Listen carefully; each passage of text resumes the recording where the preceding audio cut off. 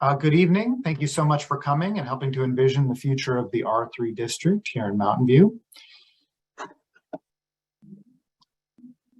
First, let's get some technical details out of the way.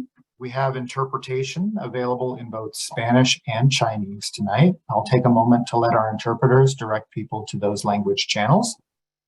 Ana, could you introduce the Spanish language channel? Buenas tardes. Esta tarde tenemos interpretación en español disponible. Cuando haga clic en el icono que aparece en su pantalla, seleccione español para escuchar la reunión de esta noche. Si la interpretación no es suficiente, puede solicitar una aclaración cuando hagamos una pausa. Para hacerlo, puede hacer clic en el icono de Raise Hand para expresar su pregunta y solicitar una traducción. Gracias. Thank you so much, Anna. And Eileen, can you introduce the Chinese language channel? 今天晚上我们的研讨会会提供西班牙语和中文的翻译服务。如果您需要收听中文的演示的话，稍后请点击在屏幕下方出现的地球仪图标，然后选择中文，这样您就可以收听演示的中文翻译。在问答环节，如果您有任何问题呢，也点击相应的图标来举手提问。如果您是通过电话接入呢，可以拨打星号9来提问。谢谢 ，Thank you。 Thank you so much. So that interpretation channel should be starting right now. So as a couple of reminders here, please keep yourself muted during the presentation. We'll have an opportunity for Q&A afterward. Please use the reaction and then raise hand tool if you want to ask a question.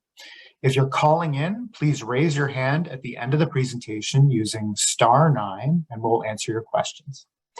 After the presentation, we'll have group discussions to talk about some of the key questions that we present in this presentation today. I'd like to take this opportunity to introduce myself and the project team. I'm Eric Anderson. I'm Advanced Planning Manager with the city. We're also joined by our consultants, Opticos Design, including Stefan Pellegrini, Tony Perez, Beth Sishan, Russell Toller, Martin Galindez, and Roger Foreman. Lastly, we have support from other Community Development Department staff, including Brittany Whitehill, Ellen Yao, Krisha Panoyar, and Aaron Freitas. You'll have a chance to meet some of them later on this evening. The purpose of tonight's meeting is to get input on the R3 zoning update. This project is an action in the Council's strategic roadmap, part of a priority to help create housing options in the city. The meeting is focused on the central neighborhoods. Future workshops will focus on other neighborhoods, and we've had past workshops that have also focused on other neighborhoods. Tonight's workshop will include 3 parts. A presentation overview of where we've been with the project and some options for where we can go. Then we'll go into breakout rooms to hear from each other about your thoughts on each option. And lastly, there'll be a short report back. The R3 zoning update is only part of the city's interconnected housing programs. In addition, the city is preparing the housing element, which is a state requirement to plan for more housing and address housing equity. Council direction was to not rely on the R3 update to accommodate those units required from the housing element. A draft of the housing element is under review by the state now, and we expect it to be adopted by the end of the year. We're also preparing a displacement response strategy, which could include affordable unit replacement and tenant relocation requirements, as well as preservation efforts. The displacement response strategy is under review and would apply to the R3 zone with or without this update. Lastly, we are preparing a middle income strategy, which will include an increasing portfolio of moderate income ownership and rental units and home ownership assistance. The R3 update would help support this strategy by creating more middle income units. R3 is one of the city's standard zoning districts, and it is intended for a broad range of residential development types. It covers much of the city and almost all of the neighborhoods with multifamily, row house, and other HOA developments. The R3 zone regulates development through standards, which new buildings need to comply with. One of these standards is maximum density, which can vary across the R3 zone depending on the neighborhood. Other standards include a 3-story height limit and limits on floor area ratio, or FAR, setbacks, and minimum open area. These do not vary across the R3 zone.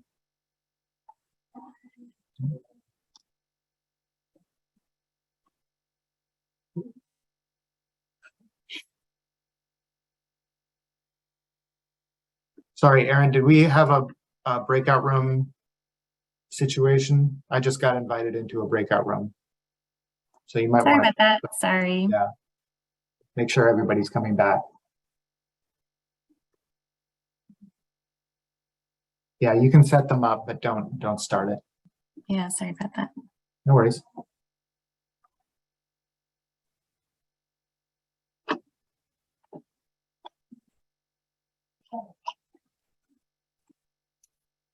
Just a little technical difficulties here. Sorry about that. We'll keep the presentation going in just a second as soon as everybody's back from the breakout rooms that were created.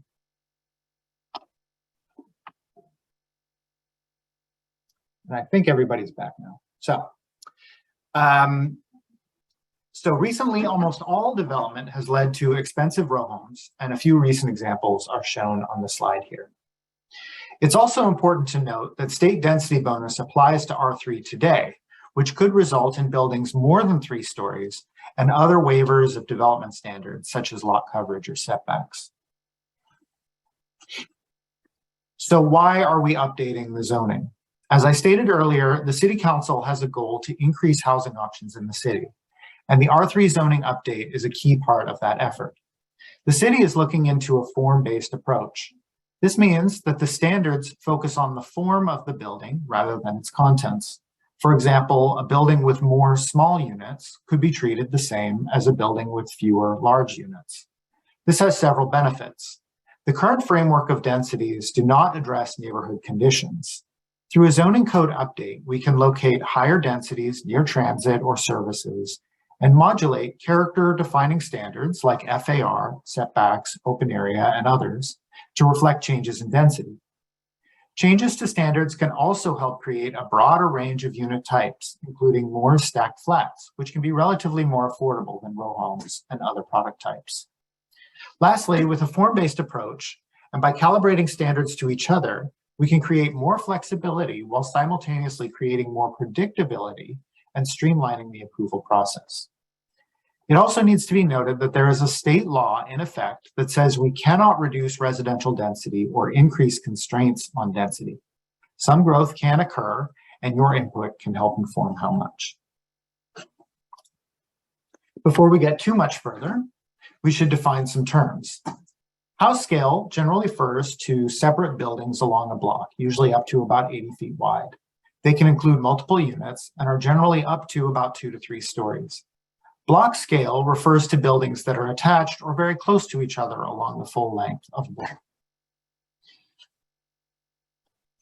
So with that out of the way, let's take a quick poll. The purpose of this poll is to get an understanding of the stakeholders at this meeting. This way, we can see if we need to target any missed groups later on. So let's start the poll. So please select if you rent or own your home in central neighborhoods, or if you own property in central neighborhoods, or if you work or own a business, or none of the above.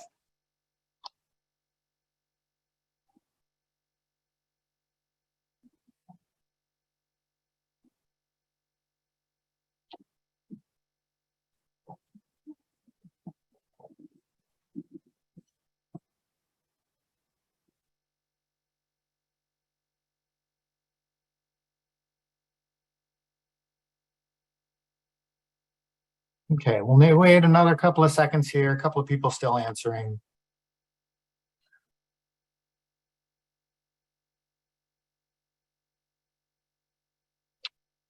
All right, I think that's plenty of time here.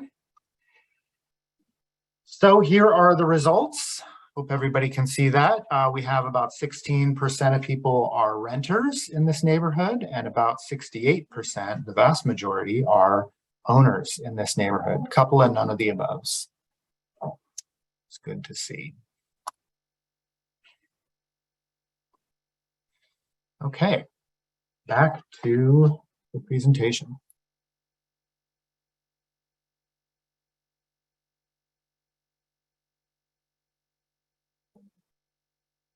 So let's get into what we've heard so far. The project started in 2020, and we conducted workshops and prepared a development framework that was presented to the Environmental Planning Commission and City Council back in 2021. That framework looked at maximizing development potential. It looked at the characteristics of each site and analyzed how large a building the site could feasibly accommodate. In addition, there was analysis of how many existing units could be replaced at rents or sales prices affordable to those living there today. As a result, the framework presented last year had buildings from 3 to 6 stories. Upon review, the City Council directed staff to go back out and get more input from the community. Earlier this year, we talked to a few different stakeholder groups and heard a few key messages. So some people wanted more housing and others were more cautious about growth. Some wanted us to plan for growth through precise plans or a general plan update. A lot of concern about ensuring that infrastructure, parks, and schools can support growth. Interest in creating better access to retail, services, and amenities. Desire for new housing near transit. As we're designing housing, we should consider mobility and streetscapes. A lot of desire to protect privacy and greenery, especially trees. Some wanted lower parking requirements to help support housing development. Others wanted to minimize neighborhood parking impacts and to ensure that people had enough parking to serve their daily needs. Some direction for us to make sure that we're reflecting all opinions and not hiding the downsides. And lastly, to protect people from displacement and rent increases. So in response, we've prepared an alternative that seeks to address what we've heard. With these 5 main points, which I'll cover in more detail. This slide summarizes the previous 2020 approach growth framework that I talked about. It included these sub-districts ranging from 2 up to 6 stories. The 2-story sub-district focused on areas with small parcels and no 3-story buildings in the vicinity. The 3 and 4-story sub-districts were in areas with a mix of different surrounding buildings, building sizes, and parcel sizes. The 6-story sub-district was just for the sites with the most development capacity and fewest surrounding 2-story buildings. But as I said, we're taking another look at how sub-districts could be different. Rather than focusing on differences in height, we could also focus, or alternatively focus, on differences in scale and character. An alternative framework could have lower intensity districts be more house scale, and higher intensity districts could be more block scale. These are some alternative districts. As you can see, these images show how buildings can be more massive, including more width and fewer space between adjacent buildings at the higher sub-districts without increasing height. Later in the presentation, we'll look at a map of where these districts could go. And during your breakout rooms, you can respond to these pictures. Is there anything you like about these buildings or things you don't like? Are there locations where some of these buildings might be appropriate, or even some of the previous frameworks buildings? We've also put a lot of thought into transitions of height and scale to existing neighborhoods. These pictures show how smaller building scales, including height, width, and depth, can help buildings better fit into the community, despite small setbacks and 3 or 4-story to 1 or 2-story transitions. In addition, we've revised the proposed R3 map and eliminated cases where higher intensity subzones would be added adjacent to lower density neighborhoods. The lower intensity subzones could have new standards limiting scale, both facing the street and along internal property lines. In addition, privacy and screening concerns can be addressed through landscaping. A form-based set of standards can also help support improved pedestrian connections and streetscapes by encouraging connections to the sidewalk and a comfortable walking environment. In addition, publicly accessible open space can be provided through incentives. If developers are allowed to build the same amount of building through allowance of an extra floor, new public parks become a win-win where the community can benefit from the additional open space. The R3 zone could also be an opportunity for small neighborhood serving goods and services, increasing the vibrancy and walkability of the city's neighborhoods. Later on, we'll ask you about how you feel about these types of uses in your neighborhood and where they might be appropriate. As I said earlier, the 2020 growth framework essentially maximized development capacity. The new alternative map would focus development capacity increases in strategic locations, resulting in a smaller increase to overall development capacity in the R3 zone. In addition, R1 and R2 neighborhoods are only adjacent to R3A or R3B. At the same time, we're targeting higher intensities to key destinations like transit and services. So you can see on this map of the central neighborhoods, El Camino is along the bottom, Central is along the top, as well as on the left, and the two freeways, 237 and 85, are on the right.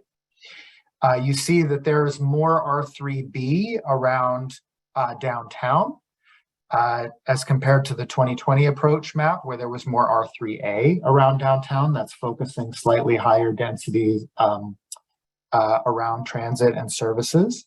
But that R3C, the block scale, is really only towards the edge of the map where there are fewer 1- and 2-story buildings, fewer lower density neighborhoods.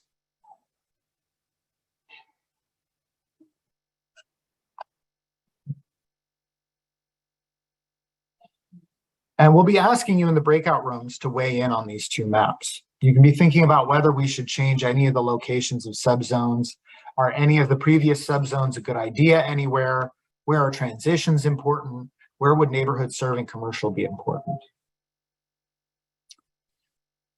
And so that summarizes our alternative approach. Tonight, you'll have an opportunity to respond to these ideas. In your breakout groups, you can discuss these questions that are shown on the screen, like what do you like about the buildings? What don't you like? Where could they be appropriate?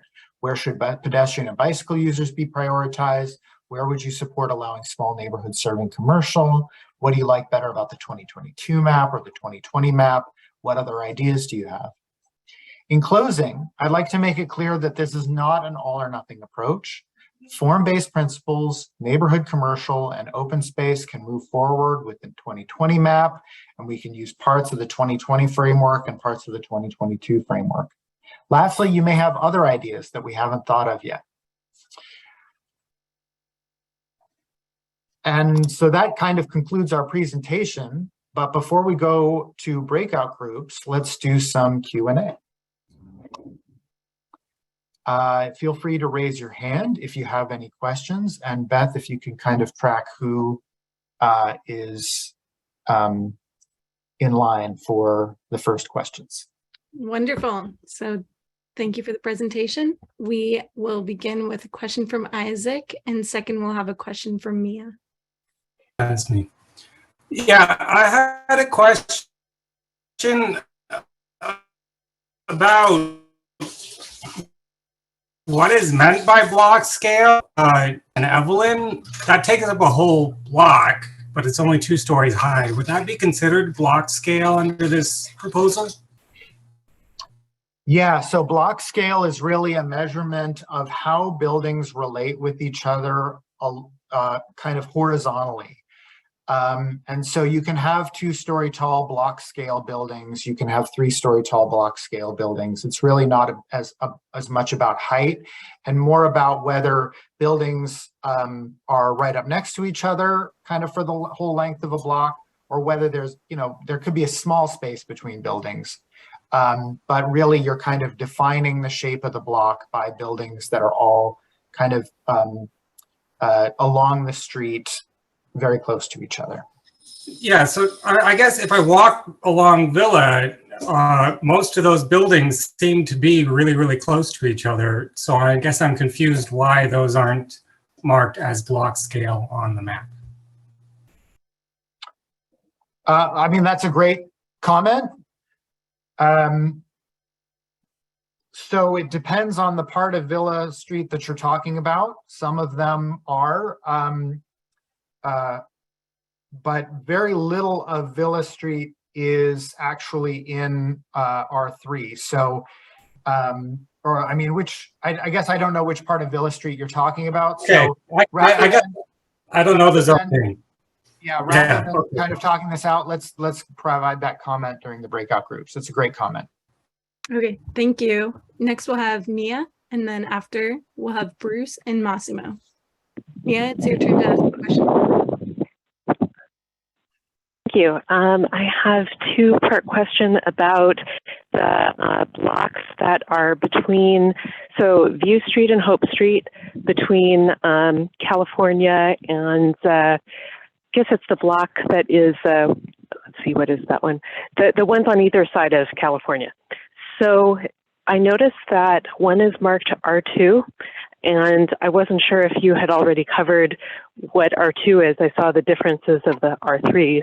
And then my second question is, I'm walking the block right now, actually. That's one of the R3 blocks, and I noticed that there are a lot of historic homes here. And I'm a little concerned that what that recommendation means is that those might be torn down for not just even R3A, but R3B. So I was wondering if there was going to be any thoughts to preservation of history, and also it just seemed like a bigger jump to go to from R2 to R3B. Some great questions, some great comments there. Definitely bring some of those into the breakout group. R2, the purpose of R2 is for 1 and 2 unit developments. So generally duplexes is what you see in R2. It allows up to 2 stories today. So it's generally a very similar character to single family homes, but you can have up to 2 units in a building envelope or on a property. The other question that you had was about historic. We're actually developing an updated historic ordinance now. We're just kicking it off. So if you go to our website, you'll see information about that. We just put up our website about it at mountainview.gov/historic, I think is the quick link for that. And the purpose of updating our historic ordinance is we're going to develop a new register of historic resources. And the register of historic resources is going to be the set of all buildings and properties that you actually can't demolish without a very, very special process involving the California Environmental Quality Act and council discretion, and people wouldn't be able to just come in and demolish those units by right. So great questions, and please stay engaged about the update to the historic ordinance. Okay, thank you. Bruce, do you have a question? I do. I'm going to start with a bit of a comment and then get to the question. So Eric, as you recall, 4 or 5 years ago when I was chairing the Mountain View Environmental Sustainability Task Force, you provided a lot of great information about the growth of residential population in Mountain View and also the growth of daytime workers here. And a few years after the 2009 Great Recession, residential population was growing slowly, but daytime workers were growing really rapidly. So buildings that had been empty during the recession were refilled, new buildings were built, and so the population of daytime workers exceeded nighttime residents for the first time, putting tremendous pressure on rents and housing prices here. As the city has done various planning efforts over the last 10 years, it has not been able to really push down the jobs housing imbalance. And so for a variety of reasons, both an equity issue to stop the growth of housing and rental prices, and also from an environmental purpose to stop long-range commuting of people who live 50, 60, 70 miles away and have to drive into work, I would love to see far more housing growth in Mountain View than job growth. But neither the 2020 or the 22 charts show us what the projected residential population change would be. And so that's important to me because I would like to favor options that increase housing units as much as possible. And I'd also like to add one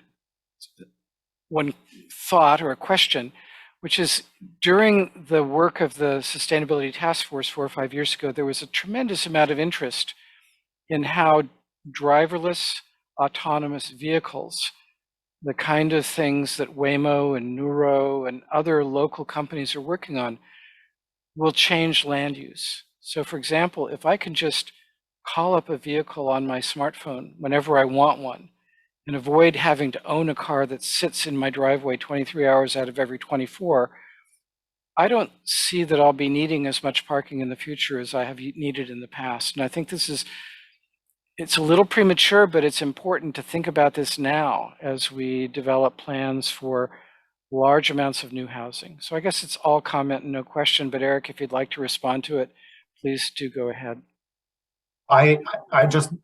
Those are really outstanding points, and we'd love to get them down in our notes. So I hope you can bring them forth again in the breakout groups so that we can get them down when we're prepared with our note taking. We will have more analysis after all of this outreach. We'll have more analysis of what these options mean in terms of overall growth to the number of housing units in the city. And that will be part of the deliberation over this project that the EPC and council will have. Okay, thank you, Bruce. Okay, we have enough time for Massimo, and after him, we'll have Art Cox. Yeah, thank you for the presentation. My question actually is quick and can be deferred, but one of the things that I'm passionate about is architectural standards. And in Old Mountain View recently, in recent years, R1 developments have focused on a hodgepodge of architectural styles and designs that, in my opinion, have compromised the overall architectural consistency, if you would, of the neighborhood. Do your standards, beside obviously addressing density and height and the like, do you address specifically architectural standards and things like roof lines and color, particular style, or do you shy away from going there and you leave that to someone else? Thank you. It's a great question. It's actually one of the big reasons why we have Opticos on board, because they're the experts in that whole kind of realm of kind of architectural standards. And so, ultimately it will be a balancing act that the council and EPC are going to have to play in terms of, providing flexibility for development to proceed, not being too prescriptive, but also ensuring that the neighborhoods that people envision actually get built. So it's a great comment, and your input this evening can kind of help define that direction, I think, for the council. Thank you. We only have enough time for one more question, so we'll have Robert. Oh, sorry, Art Cox.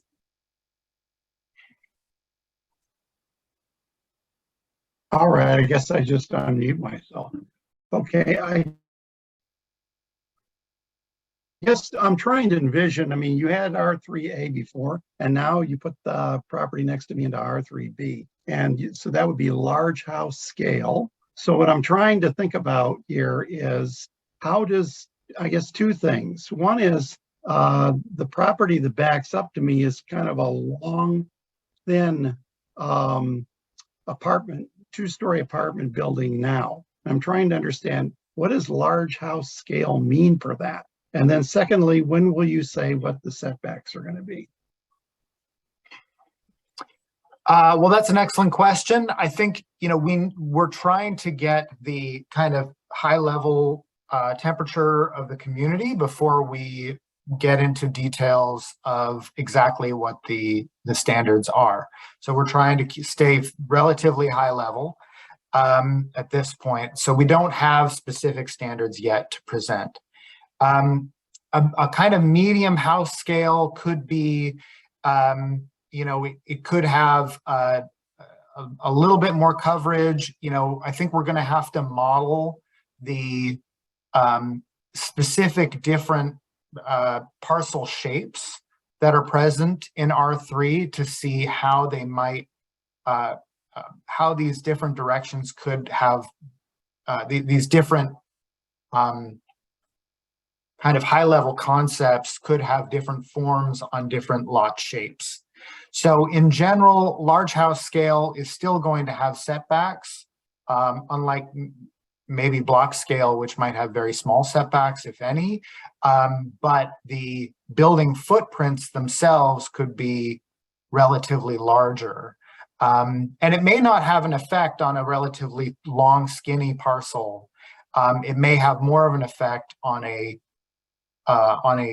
wider parcel where somebody might have to break up their building in smaller or larger increments, whether it's R3A or R3B. Thank you everyone for your questions. I'm sorry, Beth and Eric, can we please hear from Mary and Ed? They're very active in the local community. Thank you. Yeah, if it's quick, why don't we could do one more? I think we'll have time. Yeah. Okay. I just wanted to make a couple of comments about your presentation. First of all, I wanted to point out that the council has already, through the RHNA process, gotten Mountain View into a position where we are meeting the state's requirements. And so we don't have to do this upgrade in order to meet our RHNA numbers, right? We don't have to do anything, and we're still doing far more by many multiples than any other community around us in terms of adding housing. Palo Alto, Los Altos, Sunnyvale, all the other towns are not adding nearly as much housing as we are. And in some cases it's a tiny fraction. And yet we still want to upzone and do more.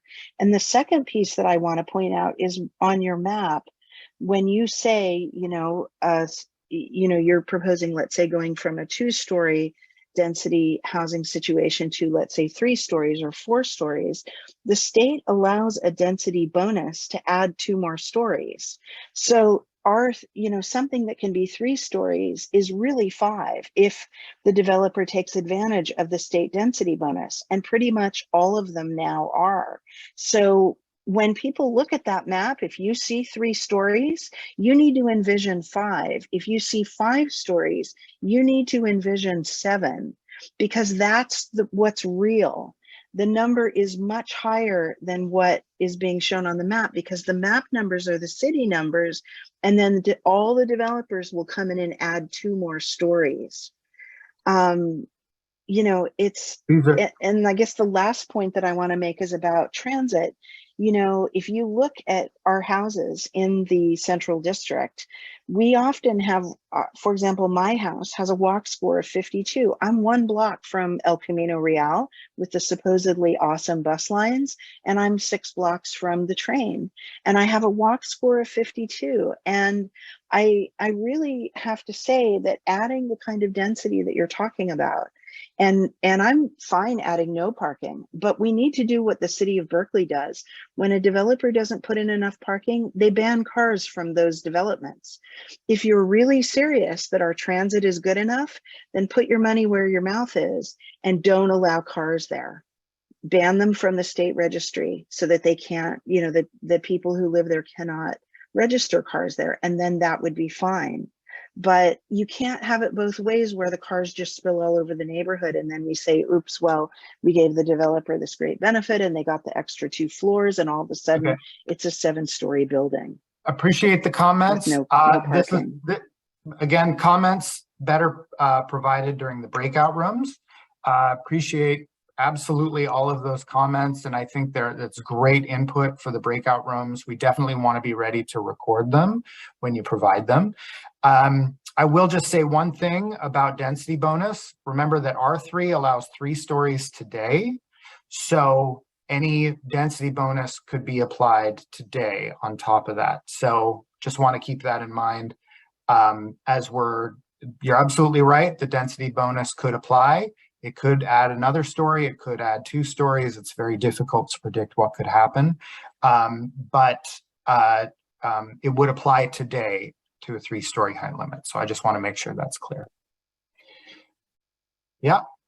And so let's come back. I hope you had a great time with your group and provided a lot of great input into this process. I know I heard a lot of really good stuff. So let's talk to somebody from each group and get a summary of big ideas and discussion points that came up. Maybe try to keep it to a couple of minutes per group just so that we can end on time by 9 o'clock. So group one, thanks. Yeah, thanks, Eric. Brittany and I had a good group discussion with 3 people and a visiting planning commissioner who observed. I don't remember his name. I think it was Bill, but I'm not positive. And Jamshid is going to give the report out for our group. Okay, hi, my name is Jamshid. So I'm briefly going to talk about what was discussed in room 1. To start out with, we felt that it was difficult to make a decision about some of the information because we just didn't have all the information. Secondly, I believe that there was some concern about trying to model some of the stuff on, San Antonio Phase 2 or, San Antonio Road, because primarily lack of privacy. Also, another point that came out was people seem to be in favor of having neighborhood businesses, small businesses that could serve neighborhoods. Everybody seems to like that. The maps at the end, 2020 and 2022, seem to be definitely 2022 was not really up to date. It did not reflect a lot of the current information. What else? Oh yes, I think there were people who favored, larger scale buildings if the builder provided some sort of, green space. There were some people that felt that was not appropriate because just the scale that didn't really seem to fit the character of the city. The general feel was that maybe smaller buildings, smaller footprint was more favorable. I think that's mostly what was talked about. Jamshid, could I just add that you all also talked about some of the new public spaces and current projects, that those were the group didn't see them as models to promote in new public spaces, something to that effect. Yes, like San Antonio Phase 2, or was that different, Tony? Yeah, you all had mentioned San Antonio Phase 2 and the Dean as examples. And yeah, exactly. Again, yeah. Right.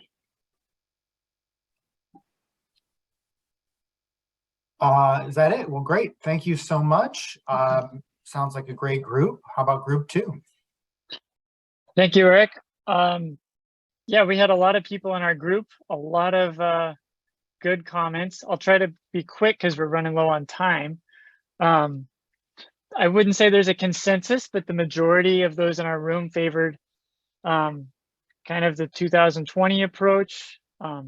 They were okay with larger buildings, more density, though there was, to be fair, some concern expressed towards those larger buildings and a preference for the scaled back approach. When it comes to transitions, we had some good ideas. Transition between buildings where we kind of mixed up topics, and some people talked about the provision of park space by developers and using that as a buffer between some of the larger projects and the surrounding smaller neighborhood buildings. We talked about open space, and this I think kind of goes back to what group 1 was talking about, the city ensuring that open space is very high quality. We also talked about using that open space as connectivity and kind of killing 2 birds with 1 stone. Regarding streetscapes, everybody was in favor of porches, stoops, dooryards, pleasant streets to walk on. There was a strong preference for the provision of parkways and big shade trees on the street side of the sidewalk.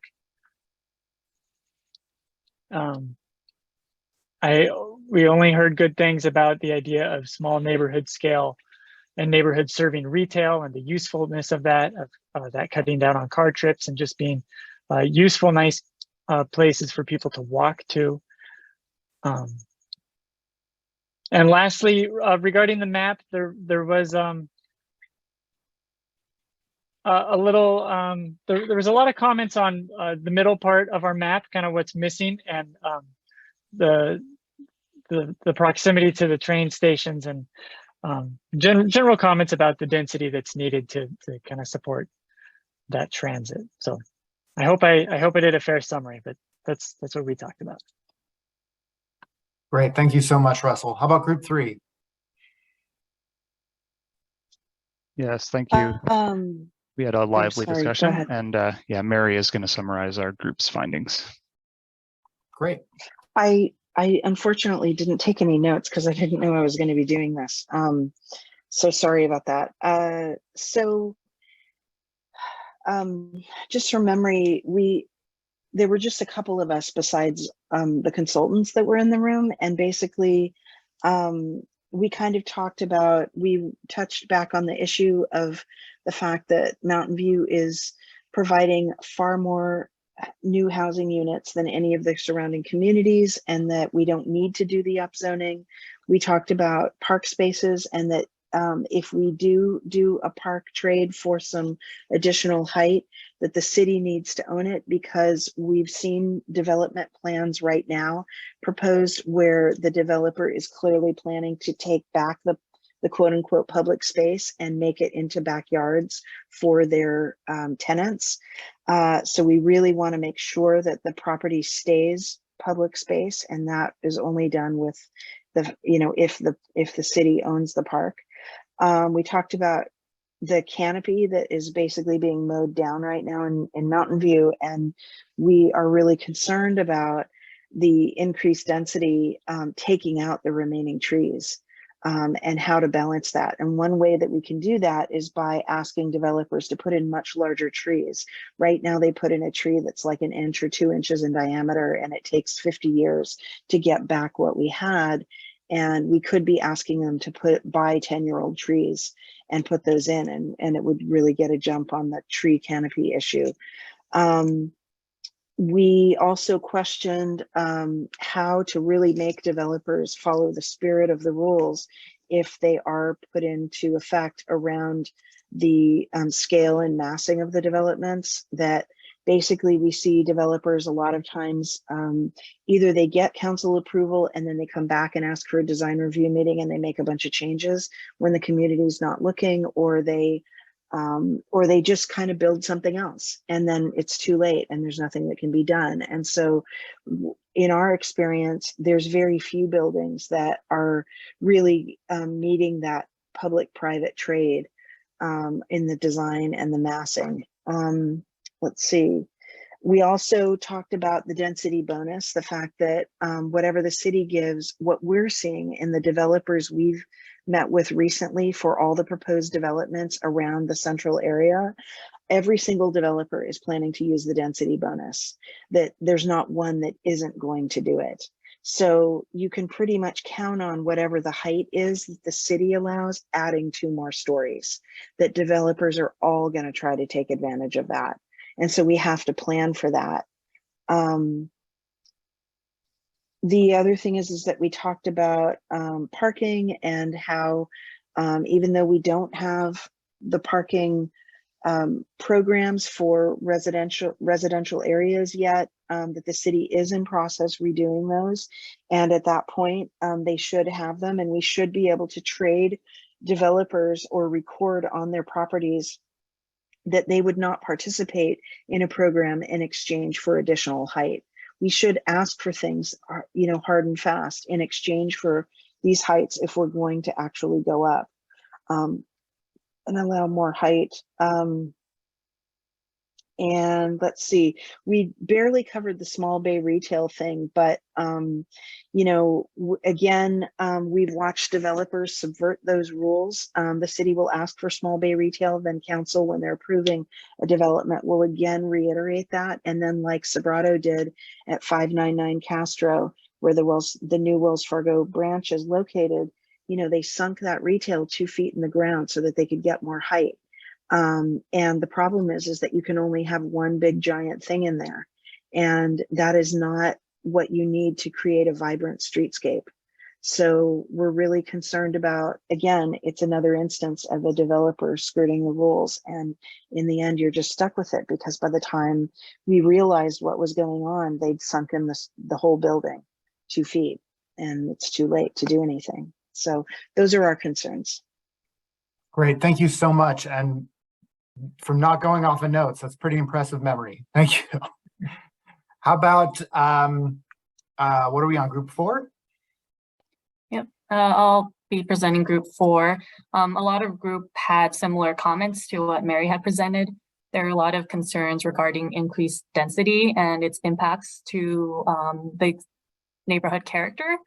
Our group was definitely not supportive of granting additional public open space in exchange for additional height. They also voiced concerns regarding state regulations such as SB 9 and the density bonus requirements. They did note that our group did like small commercial areas located at key areas such as busier streets. And they also supported using more mature trees for privacy, but only if the trees were larger and not smaller. Thank you. Great, thank you so much, Krisha, and group 4. And last but not least, group 5. Okay, I'll be representing group 5. I'll start by saying that we wanted to know more about the 2022 approach and have it either visualized or understand its constraints and principles behind them. Next, they had some thoughts about the map, like questioning whether it should go down a sub-district or go up a sub-district, more in the northeast part of this neighborhood. A topic was about the architecture style and height transitions and trying to avoid boxes next to beautiful Victorians. Really support for tapering, especially to promote solar heights and proximities to zones, to smaller zones.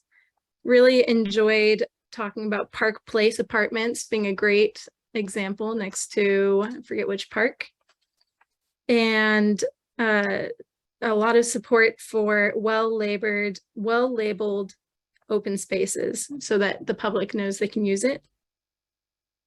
And finally, talking about the commercial uses, they'd like them cautiously located and have specific limits on times of day and uses.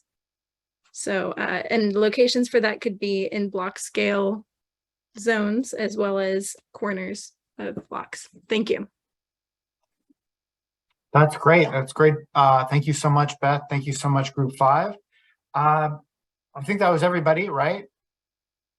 Awesome.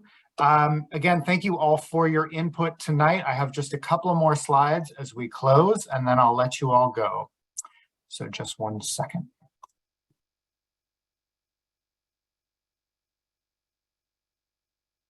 So first of all, if you feel like you have more to say, or if you have a neighbor that couldn't make it tonight, please log on to our website here. The URL is also on the flyer and the notice. This is our standard R3 zoning update webpage with the city. You will have an opportunity to provide comments on all these topics. You can go to this website and there'll be a link there to our Conveo website, which will provide an opportunity for you to navigate through all of this information and continue to provide topics on all of this. Please join that continued conversation. It will probably be up in the next 3 or 4 days. And then after this outreach, which will carry on through the end of 2022, we're going to develop options and return to the EPC and City Council for their review in early 2023. And adoption is expected in late 2023 or early 2024. So that concludes our presentation and this workshop. Thank you all so much for your time this evening. I have a couple of minutes if there are any last minute questions before people want to go, but again, thank you all so much for coming. Really appreciate taking your time out of your busy weekday and your busy Tuesday. So have a good night. Go ahead, Rob. Yeah, one of the things that we really weren't asked about, I have read in the Mountain View Voice recently that the proposals are for up to 15,000 developments, which might involve an extra 65,000 people on top of the 80,000 people who are already in Mountain View. I'm pretty uncomfortable with that amount of growth. I'd like to see, I'd like to know more about how the city envisions that kind of growth and what kind of city we're going to be if we add 65,000 more people to the 80,000 that we've got. So that is part of the housing element. And as part of that process, and again, housing element is separate from R3. The housing element doesn't assume any growth in R3. The housing element is looking at all the potential growth that could come from plans that we've already adopted: El Camino, North Bayshore, East Wisman, San Antonio. And what is really the build out of that? That is a very long-term build-out number that we're studying as a kind of cumulative scenario in the housing element. And that's different from the 15,000 units. So 65,000 people is a lot more than 15,000 units. The 15,000 units is what we need to, that's about 30,000 people, is what we need to look at for the housing element. And so we need to show to the state that what they are requiring of us is already within what we already allow. And so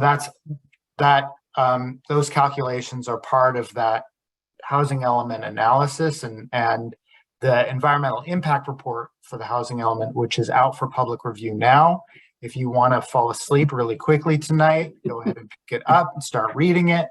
But we do encourage people's review of that document to really understand kind of what are the what is the city analyzing for the potential growth of a significant number of new population. So and all of that's going to be presented to the EPC and council as part of the housing element in about 3 months.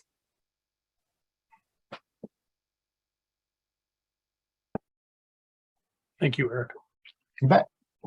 Mary and Ed? Yeah, I have a question. Since you, as the staff person, seem to be leading this, how do we get the kind of housing that we need in Mountain View, affordable and first-time home buyer, and let the luxury stuff come as it will, because it will always fill in. And every developer is going to step up for luxury whenever there's a profit to be made. But this other stuff isn't either very profitable for them or it's not profitable at all. And my take on it, I've pretty much come to the conclusion after watching this for 20 years, is that we're not going to get affordable unless we just buckle under and don't upzone, because upzoning raises land prices. If we don't upzone, we keep the prices lower, and then we go make public-private partnerships between the private part being nonprofits and the city. And that's how we get affordable, the amount of affordable we need. Yeah, that's a very subtle argument, and we are those are points that we're looking at. I do encourage you to continue to make that point, both to your leaders and to staff. It's a good comment. I think not that city council or staff are advocating for that one way or another, but it's certainly a good comment that adds nuance, very subtle nuance to the discussion. But to answer your question, what are we doing to add affordable housing? Again, that's something that you can look at in the housing element. We have a whole range of programs to encourage more affordable housing. We are actually working with several affordable housing developers to bring in a significant number of affordable units through the pipeline now. So we're reviewing hundreds of new affordable units, and it really is a real priority for the city to make sure that affordable units do get built. And a lot of that is focused in the housing element. So I encourage you to look at that. Okay, thanks. Any other questions?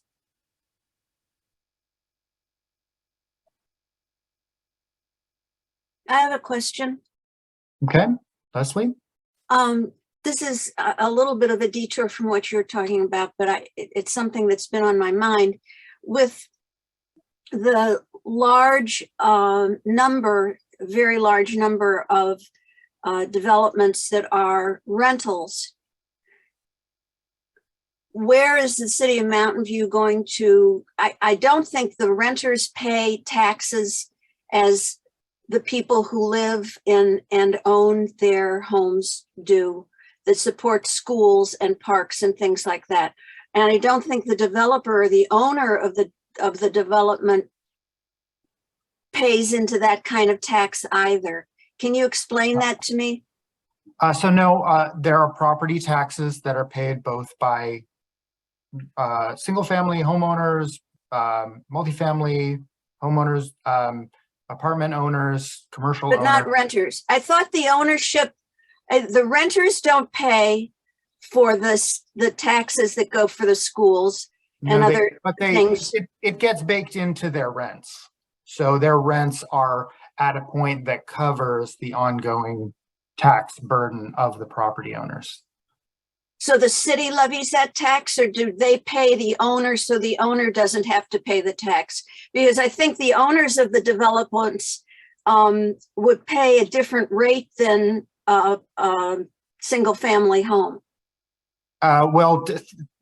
Property taxation is very, very complicated. That's why I'm asking. Yeah, I don't think that we can summarize any generalities about who's paying more taxes. Owners of multifamily rental buildings or owners of single family homes. I think they're different rates. Complicated. The rates are pretty much the same. It's just that the LLCs that own the properties, they just change owners. And so they never get reassessed because of Prop 13. So that's what's going on. That's definitely part of it. Absolutely. So yeah, I'd like to keep this focus on planning and what the city has control over. The city has very little control over taxation. But it's a great question, and there's probably other great resources out there to better inform you about property taxation. Couldn't you also say that property taxes and the other taxes we collect, like sales tax and other stuff that pay for various things, they're paying for the maintenance of the infrastructure that we have, like schools and parks, that when new housing comes in, they're supposed to be paying fees to buy new stuff, that the yearly taxes pay for the maintenance, right? And so the question, and we've kind of been dancing around that tonight, is are the fees that developers pay are supposed to cover the new stuff, right? Because that's a much more expensive buy when you have to buy a new school, buy a new park, than it is to maintain what you've got, which comes from the regular property taxes. Yeah, that's generally the strategy, and there are a number of different things that the city can do to levy fees on new development, and already do levy fees on new development for things like utilities and roads and transit, bicycle and pedestrian infrastructure and things like that. But again, very complicated. But yes, you're along the right line that taxes are generally for ongoing purposes, but fees on development are for new capital projects. And the fees for schools are capped by the state legislature, and the Building Industry Association has them capped at an amount that basically enables renting portables, but not to acquire new land or do new construction. And the city, as Eric points out, has no control over that, and has been threatened. The Building Industry Association has threatened to sue all of us. So I'm on the Mountain View Wisconsin School Board, for those who don't know me. Excellent points. Yes, you're absolutely right. Fees for schools are set by the state at a pretty low rate. Yes.